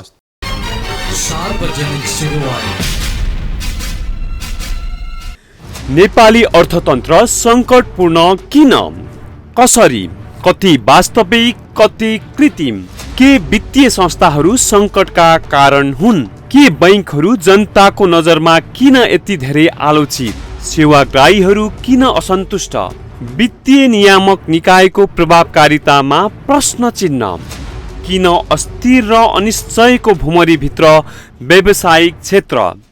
यी र यस्ता सन्दर्भ सहितका कार्यक्रम मात्र माउन्टेन मिसनमा यही फागुन 29 गते सोमबारदेखि चैत 2 गते बिहिबारसम्म राति 9 बजे मात्र माउन्टेन टेलिभिजनमा हेर्न नभुल्नुहोला। कार्यक्रम माउन्टेन मिसन। मेरो नाम कुमार भट्टराई, म बिर्तामोड उद्योग वाणिज्य सङ्घको निवर्तमान अध्यक्ष तथा प्रदेश नम्बर 1 को सदस्य। खास गरी यो 24 वर्षको दरमियानमा यस्तो कोलाहल अवस्था, यस्तो मर्मस्पर्श अवस्था यो साल अथवा 1-2 वर्षको अवस्था मध्ये यो साल देखिन्छ। म त 24 वर्षमा यो अहिले कोलाहल भयो र अहिले देश टाट पल्टेको छ भन्ने मेरो बुझाइ छ। टाट पल्टेको छ। कसरी भन्छु भन्दा जसरी श्रीलङ्काको अवस्था करिब अब 2024 सम्ममा हामी पुग्दैछौँ। तपाईको टेलिभिजन मार्फत म के भन्छु भने नेपाली जनतालाई अब सबै मानिसहरूले, सबै नागरिकहरूले, व्यावसायिक मात्र होइन, व्यावसायिक भन्दा बाहिर रहेका सबैले सुरक्षित हुने, लगानीमा होसियार हुने, आफ्नो सम्पत्तिलाई ठिक ढङ्गले व्यवस्थापन गर्ने र नेपाली राजनीतिक दलका नेताहरू, नेपालको अर्थतन्त्रको अवस्था यिनीहरूले कमजोर ढङ्गले गर्दै गर्दा एकै शब्दमा त मलाई के भन्छु भने ब्याङ्कहरू 80-85% नाफामा जाने है, व्यावसायिक साथीहरू रुवाबासी हुने, राजनीतिक दलका नेताहरू राजनीति कसरी आफ्नो राजनीतिक बचाउने, कसरी सेटिङ गरेर मन्त्री, प्रधानमन्त्री, अन्य राजदूत हुने, यो अवस्थामा केन्द्रित हुँदा गर्दै व्यावसायिकहरूको अवस्था प्रताडित छ। भर्खरै म बिर्तामोड उद्योग वाणिज्यको 10,000 भन्दा बढी व्यापारीको नेतृत्व गर्दै गर्दा त्यहाँको ब्याङ्करहरूसँग हामी बसेका थियौँ। त्यहाँ उहाँहरूले के भन्छ भने 988 वटा घर त तपाईँहरू लिलाम निकाल्न तयारी छ। हाम्रो व्यावसायिकहरूको नेतृत्वले त्यहाँ रोक्नुपर्ने अवस्था छ। सहकारीले तपाईँको चाहिँ हजारौँ मान्छेहरूको चाहिँ जग्गा लिलाम छ। लघुवित्तको कुरा गऱ्यो भने त लघुवित्तले सारा गाउँ-गाउँमा दिदीबहिनीहरू रुवाबासी छ। एकअर्का बिचको बुढा र बुढीको सम्बन्धमा समस्या आएको छ। यो सबै कुराले हेर्दाखेरि कहाँ गयो त पैसा? हिजो तपाईँको करोड रुपियाँ निकाल्ने मान्छेहरू 2 दिन 3 दिनमा निकाल्थे, अहिले 5 लाख 1,50,000 निकाल्न सक्ने अवस्था छैन। नेपालको अर्थतन्त्र डम्माडोल छ। म तपाईँहरूलाई के भन्छु भने यिनीहरूले देश टाट पल्टाइसके। देश टाट पल्टिन लाग्यो, यो पैसा चाहिँ गायब भयो भन्ने कुरा गर्नुभयो। यो पैसा कसरी गायब भयो, यो हुनुको कारण चाहिँ के हो? यो हुनको कारण चाहिँ यिनीहरू राष्ट्रवादी भएनन्, राष्ट्रप्रेमी भएनन्, स्वाधीनतावादी भएनन्, विदेशीमुखी भए, प्रोडक्सनमा आफूलाई चाहिँ ध्यान पुर्याएनन्। उत्पादन खोइ नेपालमा जति पनि सामग्रीहरू कि चाइनासँग भरोसा गर्ने, कि भारतसँग भरोसा गर्ने या युरोपसँग गर्ने, जति भएको पैसा सबै विदेश पलायन र दोस्रो कुरा चाहिँ नेपाली राजनीतिक दलका नेतृत्व वर्ग र केही साथीहरूले भन्छन् अग्रज व्यापारीहरूले पैसाहरू यहाँ छैन, विदेश केन्द्रीकृत गरेको छ। यहाँ भएको अवस्था जटिल छ। मौद्रिक नीतिको कुरा होस्, अन्य कुरा होस्, ट्याक्सको कुरा होस्, भन्सारको कुरा त जटिलै छ। अब समस्या त यहाँले धेरै राख्नुभयो होइन, अब सुधारको उपाय के, कसरी सुधार हुन्छ, सम्भव छ कि छैन? सुधार गर्न यिनीहरूले सक्छन् भन्ने लाग्दैन मलाई। नेपालको अहिलेको जुन व्यवस्था, नेपालको राजनीतिक चरित्र नै नसक्ने अवस्था हो अथवा गर्दैनन् भन्ने कुरा गर्नुभयो, नियत बस मलाई लाग्दैन। जुन प्रकारको बाहिर गएको पैसा, बाहिर जुन प्रकारले पैसा यिनीहरूले लगेको छ त्यो पैसालाई नेपालमा ल्याउनु पर्यो। भ्रष्टाचारका पैसाहरूलाई बाहिर ठिक ढङ्गले व्यवस्थापन गर्नु पर्यो। ठिक ढङ्गको राष्ट्रप्रेमी देशप्रेमी नेताको जरुरी हुनु पर्यो, अनि मात्रै देश बन्छ। अहिलेको अवस्थामा जुन प्रकारले राष्ट्रिय राजनीतिक कुरा होस् अथवा म त भन्छु एफएनसीसीआईको नेतृत्वहरूप्रति पनि मेरो केही भिन्न धारणा छ। त्यो गर्ने कसले? आत्मामा मनोविज्ञान ठिक हुनु पर्यो। त्यो राजनीतिक दलको व्यक्तित्व होस् या एफएनसीसीआईको नेतृत्व होस्। मुहान ठिक भएन भने तलको मान्छेले के हुन्छ, टाउकोमा पानी हालेपछि मात्रै तल समग्र पानी आउन सक्छ। त्यस कारणले राष्ट्रिय राजनीति र अर्थतन्त्रमा जसले खेल्छ त्यो मान्छेहरूले ठिक गर्नु पर्यो। देशमा जटिल अवस्था आउँछ भनेर अर्थतन्त्रसँग जोडेका नेतृत्वले भन्दै गर्दा म नेपाली जनताहरूले अब सुरक्षित हुनुपर्ने अवस्था छ भन्ने कुरा तपाईँको टेलिभिजन मार्फत भन्छु। आज उद्योग गर्ने, व्यवसाय गर्ने, ऋण लिने व्यक्तिहरू, हजारौं व्यक्तिहरू डुब्ने, टाट पल्टिने अवस्था चाहिँ आयो। नमस्ते, म राज्यलक्ष्मी साक्य, कीर्तिपुर उद्योग वाणिज्य सङ्घ अध्यक्ष। मैले यहाँ जति पनि कुराहरू श्रवण गरेँ हजुरहरूबाट, यो टेलिभिजनबाट, सार्वजनिक सुनवाईबाट सम्प्रेषण भइरहेको कुराहरू स्मरण गर्दाखेरि हाम्रो वित्तीय जुन सङ्घ संस्थाहरूको जुन ज्यादती, नेपाल राष्ट्र ब्याङ्कको धेरै नै अत्याचार र हामी ब्याङ्क ब्याज दरमा ठेक्नै नसकेर हामी पलायन हुनुपर्ने अवस्था आइ नै सकेको छ। यो कुरा सर्वविदितै छ। बैंकहरूले भन्नुभएको छ बचतको ब्याज दर महँगो भयो, मुद्दतीको महँगो भयो, पैसा आएन, हामीले बढी मूल्य दिनु परेको छ, त्यो कारणले चाहिँ कर्जाको ब्याज दर महँगो भयो भन्ने बैंकको तर्कमा तपाईँको के छ प्रतिक्रिया? ब्याङ्कको तर्कमा चाहिँ ब्याङ्क चाहिँ जहिले पनि नाफामा अनि हामी व्यापारी जहिले घाटामा, जबकि ब्याङ्कमा हामीले करोडौँको सम्पत्ति ढिटोमा राखेको हुन्छौँ। त्यो ढिटोमा राखेपछि उनीहरू कसरी घाटामा हुन्छ? उनी त सर्वोपरि भयो नि त। घाटामा त हामी मारमा छौँ। हाम्रो सर्वस्व हाम्रो चाहिँ उनीहरूले चाहिँ लिलाम गर्छु भनेर पत्र पठाउने, फोन अघि भन्नुभयो जस्तै सिम चाहिँ हामी बन्द गर्नुपर्ने अवस्था, म आफैले पनि पीडा भोगिरहेको छु भनेपछि दिनदिनै घरमा पनि घेर्न आएको मैले सिसी क्यामेराले कैद गरेर राखेको छु।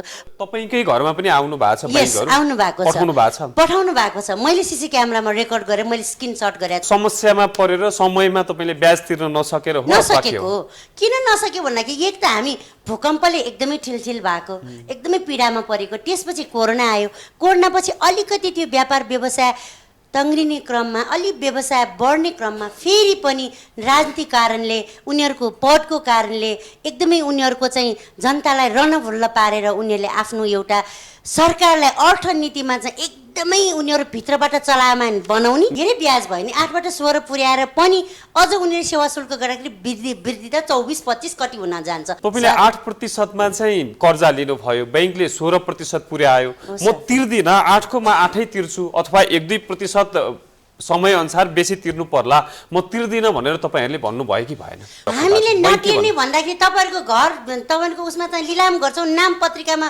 प्रकाशन गर्छौँ भनेर यसरी धम्की दिन्छन् भने हामीले इमान्दारीका साथ हामीलाई गरी खान देऊ, हामी काम गर्छौँ, हामी ब्याज पनि तिर्छौँ, तर समय अवधि बढाउनु पर्यो, ब्याज घटाउनु पर्यो र हामीले हाम्रो सामानलाई विदेशमा निर्यात गर्नलाई हामीलाई सहुलियत हुनु पर्यो र विदेशबाट आयात सामानलाई चाहिँ रोक्नु पर्यो भनेर हामीले माग राखेको छौँ। तपाईँलाई ल्याप्सी लगाएर ऋण दिने बैंक जहिले पनि माथि पुग्ने अवस्था चाहिँ भयो होइन? त्यो हुनाले तपाईँले चाहेर केही पनि हुँदैन, बैंकले जे चाह्यो त्यही हुन्छ, यो अवस्था छ भन्ने कुरा। त्यही भएर मैले के निवेदन गर्न चाहे भने नेपाल सरकारका जति पनि उच्च निकायमा बसेका सम्माननीय ज्यू लगायत सबै प्रतिनिधि सभाका सम्पूर्ण सदस्यज्यूहरूलाई लगायत जो नीति निर्माण तहमा छन् उहाँहरूले जबसम्म व्यापारीहरूलाई बोलाएर सहकार्य, सहमति, सरसल्लाह गरेर सहयात्रामा जानुहुन्न नि तबसम्म यो अर्थनीति कहिले पनि उकासेर माथि जान सक्दैन, जहिले पनि धराशायी हुन्छ।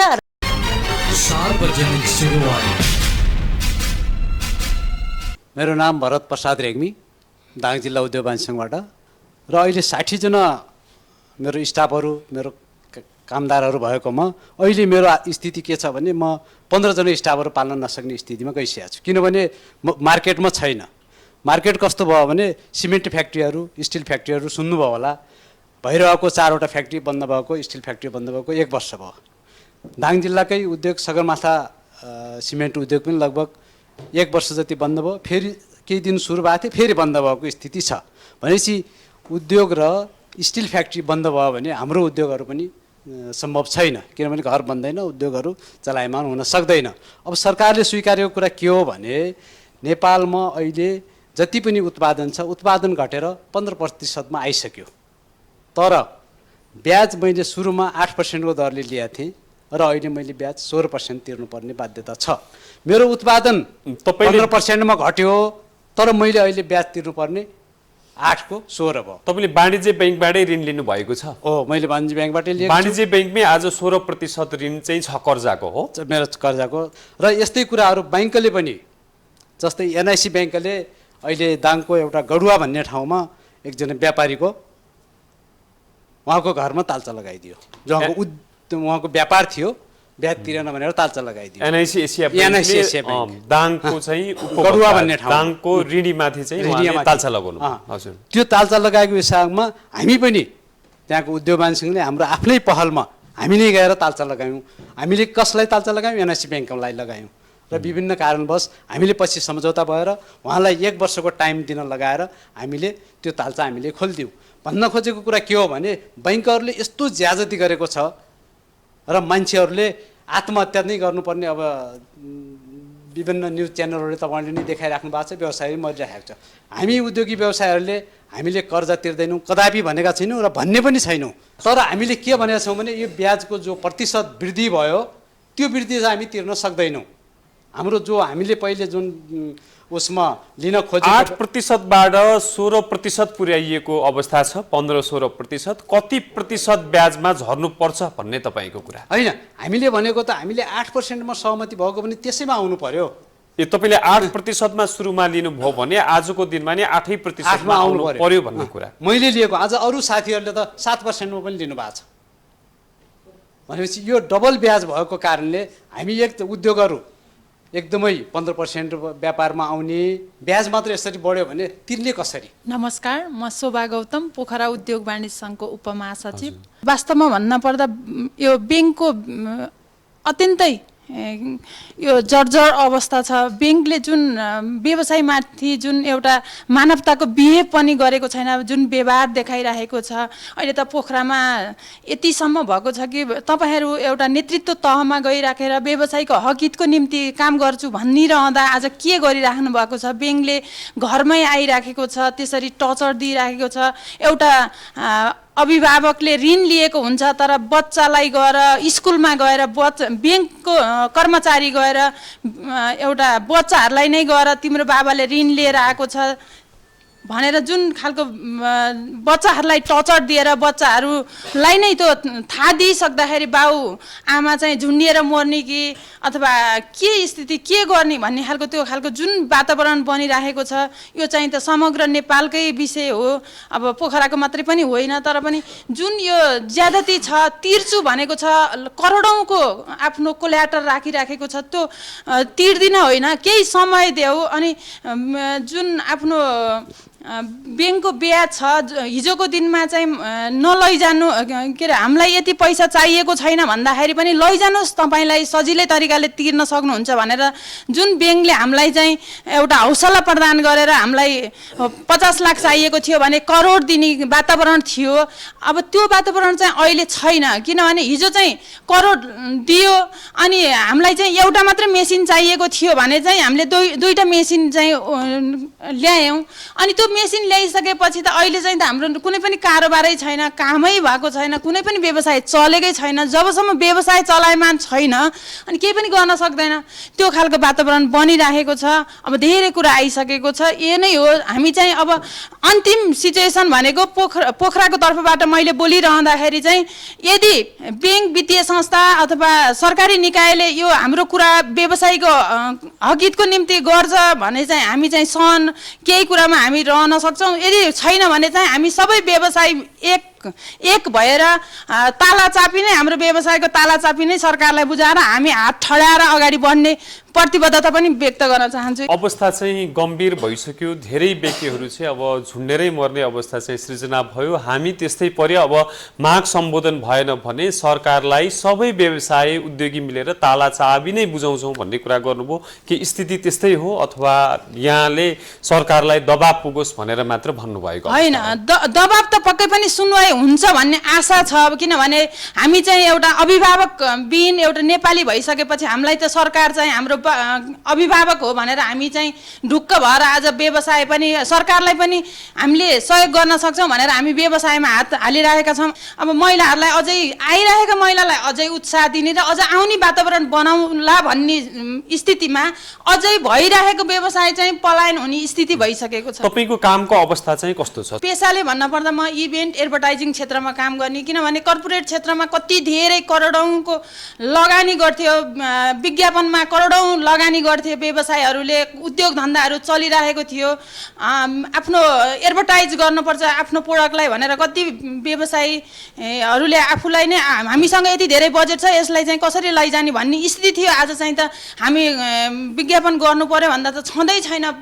कसैसँग विज्ञापन गर्ने आर्थिक स्थिति नै नभइसकेपछि त त्यो व्यवसाय चल्ने त कुरै छैन। अब सबै उद्योग धन्दाहरू नै बन्द हुने स्थिति छ, कति त व्यवसायहरू बन्द भइसकेको स्थिति छ। म मिलन शिवाकोटी, काठमाडौँ विद्युतीय व्यवसाय सङ्घको सचिव। मैले यहाँ अब सबैजनाको धेरै कुराहरू सुनिसकेँ, धेरै कुराहरू उद्योगका कुराहरू धेरै आइसके, समस्याका कुराहरू धेरै नै आइसके। यसलाई चाहिँ राज्यले यसलाई चाहिँ हेरिदिनुपर्छ भन्ने मेरो पनि माग हो। र मैले चाहिँ अब यो बिजुली व्यवसाय सम्बन्धीको म चाहिँ एउटा प्रपर म बिजुली व्यवसाय भएको कारणले गर्दाखेरि मैले चाहिँ यो प्रख्यात माउन्टेन टेलिभिजन मार्फत चाहिँ मैले सम्पूर्ण आदरणीय सम्माननीय व्यक्तिहरू सबैलाई मैले चाहिँ एउटा के अनुरोध गर्न चाहेँ भने जस्तो ब्याङ्किङ समस्याहरू हिजो पनि आखिर बढिरहेकै थिए, अहिले अलिकति एकदम बढिरहेको अवस्थाले गर्दाखेरि हामी यो व्यवसाय यो अवस्थामा सडकमा आउनुपर्नेको अवस्था हो। अब जसरी एउटा नेतृत्वले चाहिँ गरिरहँदाखेरि, नेतृत्व चाहिँ चयन भइरहँदाखेरि एउटा व्यवसायीलाई राखेर तपाईँहरूको समस्या के हो, तपाईँहरूको समस्यालाई चाहिँ हामीले के सम्बोधन गर्न सकिन्छ भनेर कहिले पनि यो देखिएन। मेरो माग भनेको जसरी एउटा ट्याक्स सम्बन्धीको एउटा जुन भन्सारको एउटा मूल्याङ्कन छ यो अवस्थालाई पनि अलिकति न्यून गरिदिनुपर्छ। मेटेरियल जुन र मेटेरियलहरू आउँछन्, र मेटेरियलहरूलाई चाहिँ एकदमै न्यून दरले चाहिँ एउटा नेपालमा भित्रिनुपर्छ भन्ने। अब मेटेरियल यहाँ नबनेको अवस्थाले गर्दाखेरि मेटेरियलको जुन आयात हुन्छ त्यसलाई चाहिँ एकदम न्यून भन्सारबाट गरिदिनुपर्छ भन्ने कुरा मेरो एकदम माग छ। र अर्को कुरा मैले यहाँ के भन्न चाहेँ भनेदेखि एउटा बिजुली व्यवसाय मोरङबाट अहिले उहाँ कच्चा पदार्थको चाहिँ भन्सार दर एकदमै कम हुनु पर्यो, आयात गर्ने कच्चा पदार्थ यहाँ उद्योग फस्टाउनको लागि। अब एउटा टार्गेट जसरी एउटा टार्गेट चाहिँ लिइन्छ भन्सारमा, हामीलाई टार्गेट लिएर चाहिँ हाम्रो सामान आइरहँदाखेरि चाहिँ टार्गेटलाई पुर्याउनको लागि त्यसमा चाहिँ हामीलाई चाहिँ एकदमै पेनाल्टी त्यहाँनिर 75% 100% पेनाल्टी लगाइन्छ। यो बन्द गरिनुपर्छ भन्ने कुरा। दर्शकवृन्द, हामी कार्यक्रमको अन्त्यतिर आइसकेका छौँ। आजको कार्यक्रममा हामीले छलफल गरिरहेका छौँ र अब हामी निष्कर्षमा पुग्नेछौँ। देशभरका उद्योगी व्यवसायी यातायात व्यवसायीहरूले बैङ्कको ब्याज दर चर्को भयो, बैङ्किङ आतङ्क ज्यादा भयो, यो देशको अर्थनीति राम्रो भएन, यो देशमा चाहिँ व्यवसायलाई उद्योग धन्दालाई आर्थिक नीतिलाई भन्दा राजनीतिलाई मात्र प्राथमिकता दियो, जसको कारण सबैतिर सङ्कटै सङ्कट छ भन्ने कुरा गर्नुभयो। अब हामीले समस्याको कुरा गरेर मात्र त हुँदैन, समाधान हुन्छ कसरी, कसले के गर्नु पर्दछ। हामी अन्त्यतिर जान चाहन्छौँ। म नवीन रिजालज्यूतिर जान चाहन्छु। छोटकरीमा भन्नुहोला अब के हुनुपर्छ? समस्या त यहाँ मनज्ञ रूपमा आयो, बैङ्किङ क्षेत्रको आर्थिक क्षेत्रको समस्याहरू धेरै आयो, अब के हुनुपर्दछ? यसो मेनली यहाँ जम्मा 3टा कुराहरू आए जुन हामीले उठाउँदै गरेको कुरा हो। एउटा ब्याङ्क इन्ट्रेस्ट, एउटा नीति, एउटा ट्याक्स। यो 3टा कुरा त उद्योगी व्यवसायीले धेरै पहिलेदेखि उठाइरहेको कुराहरू हो। नीतिगत रूपमा हामी जहिले पनि के भन्दैछौँ भने नेपालमा नीतिगत भ्रष्टाचार भइरहेको छ। यो आवाज 1 वर्षदेखि उठेको, तर यो चिज भइरहेको 30 वर्षदेखि हो। नीतिगत रूपमा लिगलाइज गरिएको छ यो कुरालाई। अब कुरा के भन्न चाहन्छु भने अति उपभोग्य वस्तुको ट्याक्सलाई कम गरिनुपर्छ, यसले गर्दा मात्र अर्थतन्त्र बलियो हुन्छ भन्ने कुरा हो। र थर्ड कुरा हामीले इन्ट्रेस्ट रेट यो जति पनि कुराहरूको रिजन आएको छ, यो एउटा महत्त्वपूर्ण रिजन चाहिँ इन्ट्रेस्ट रेट, जसले गर्दाखेरि टोटल इम्प्याक्ट अहिले तत्काल हुनु पर्यो कि एउटा बैंकको ब्याज दर एकदम कम हुनु पर्यो हैन, आजको दिनमा तत्काल हुनु पर्यो। नम्बर 1 यो एउटा नीतिहरू बलियो बनाइन्छ, सही नीति हुनु पर्यो, व्यावसायिक वातावरण बन्ने नीति हुनु पर्यो। अर्को ट्याक्सको दर अति उपभोग्य वस्तुहरू र हामीले एक्सपोर्ट गर्न सक्ने खालको यस्तो खालको सिर्जना गर्नु पर्यो। यो ट्याक्सको नीतिले मात्र गर्न सक्छ, अरू चिजले यो देशमै उद्योग धन्दाहरू फस्टाउने खालको नीति हुनु पर्यो। अघि नै भर्खरै कुरा पनि गर्नुभयो, कच्चा पदार्थको आयातमा चाहिँ भन्सार दर कम हुनु पर्यो हैन।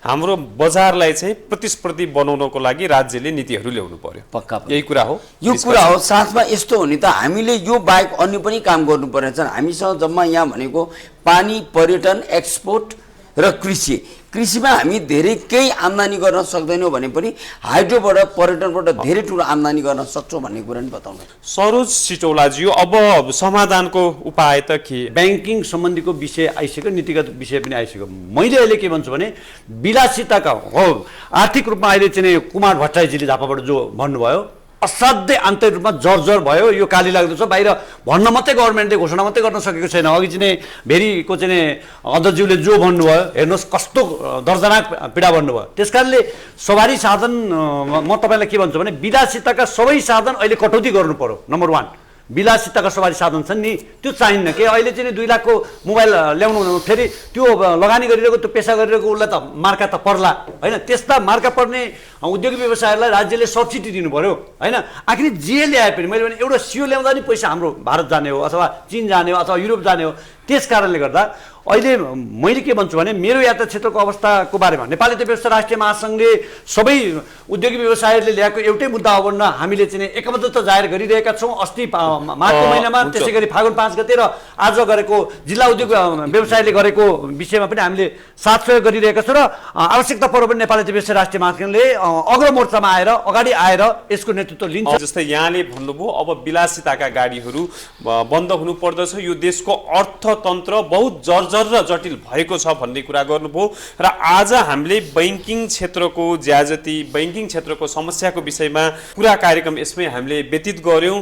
अब के हुनुपर्छ, राज्यको तर्फबाट के हुनुपर्दछ, नेपाल राष्ट्र बैंक बैंकिङ क्षेत्रको तर्फबाट, अनि उद्योगी व्यवसायीको भूमिका के हुनुपर्छ? हाम्रो भूमिका सकारात्मक छ। हामीले त गरी खान पाऊँ भनेको छ, हाम्रो सकियो कुरा है। ब्याङ्करले के भन्छ भने हिजो नेपाल सरकारले होइन, सर्ट कुरा, नेपाल सरकारले हिजो कोभिड लगायतको महाभूकम्प, अघि बहिनीहरूले भने जस्तै महाभूकम्प कोभिडको समयमा नेपाल सरकारले निषेधाज्ञा जारी गर्यो। त्यो निषेधाज्ञा जारी गरेको अवस्थामा पनि यो नेपालका सबै उद्योग व्यवसाय व्यापारीहरूले चाहिँ के भन्छ किस्ता र ब्याज तिरेको छ। त्यो बेलामा सरकारले निषेधाज्ञा जारी गरेको चाहिँ कसैले 5 वर्षको लागि चाहिँ लोन लिएको थियो, 6 वर्षको लागि लोन लिएको थियो भने त्यसको तालिकीकरण गर्नु पर्यो। 1 वर्ष 7 दिन पर्यो, 6 वर्ष के भन्छ 2 वर्ष 7 दिन पर्यो। तर उद्योगी फेरि पनि म आजको सार्वजनिक सुनवाई माउन्टेन टेलिभिजनको सबै यो कार्यक्रम मार्फत अनुरोध गर्न चाहन्छु, कसैको पनि चरित्र हत्या गर्न मिल्दैन। उद्योगी व्यवसाय व्यापारीहरूको चाहिँ चरित्र हत्या गर्न मिल्दैन, यता व्यवसायको चरित्र हत्या गर्न मिल्दैन। व्यवसायीहरूले लिएको ऋण तिर्छु भनेको छ, ऋणीहरूले तिर्छु भनेको छ, तिर्ने वातावरण बनाइदियो सरकार भनेर फेरि पनि मैले दशमलव जोडेँ। दर्शकवृन्द, प्रस्तुत कार्यक्रमको समय समाप्त भइसकेको छ। अहिले जर्जर अवस्थामा छ उद्योग व्यवसायीहरूको मागको सन्दर्भमा हामीले सुन्यौं। धेरै उद्योग व्यवसायीहरू टाट पल्टिने अवस्था भएर उहाँहरू सडकमा आउनु भएको छ। धेरै व्यक्तिहरू आत्महत्या गर्नु परेको अवस्था छ।